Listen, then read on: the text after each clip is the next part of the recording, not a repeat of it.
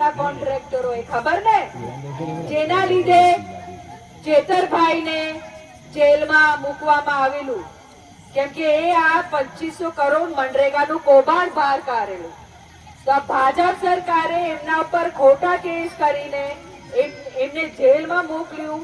એમને હેરાન કરતા હતા.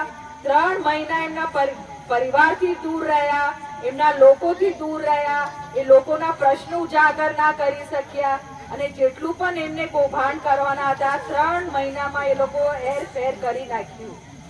પણ ભગવાન અમારા સાથ હતા, કુદરત અમારા સાથ છે અને ચેતરભાઈને જામીન મળી અને એ બહાર આયા. તો આ વખતે પાછું એ અમારા જોડે, અમારા ચેતરભાઈ જોડે કોઈ અન્યાય ના કરે. સમસ્ત આદિવાસી સમાજને એકત્રિત થવું પડશે. મારા યુવાનો તમને એકત્રિત થવું પડશે. મારી બહેનો તમને એકત્રિત થવું પડશે અને આમ આદમી પાર્ટીની સત્તા આવે અને આપણો તાલુકાનો ઉમેદવાર અને જિલ્લાનો ઉમેદવાર હોય એને બહુમતીથી તમે જીતાડો અને બહુમતીથી તમે કવાટની સત્તા એમને સોંપો. બસ એટલી તમને માંગણી કરું છું. ખૂબ ખૂબ આભાર. હવે એક નારો બોલાય, એ આ બધા નારો બોલશો.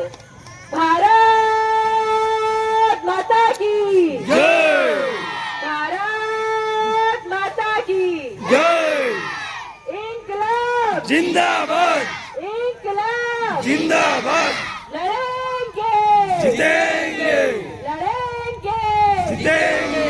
મારા વડીલો તમને જોઈને બધા કરશે. હાથ ઊંચો કરો તો આપણે થોડું પક્કા હિંમત આવે. તમારા માટે જ છે. યુવારે છોકરા કરે છે તમને પણ કરવું પડશે. મારી બહેનો તમે થોડું બોલો હવે. ખૂબ ખૂબ આભાર. ધન્યવાદ.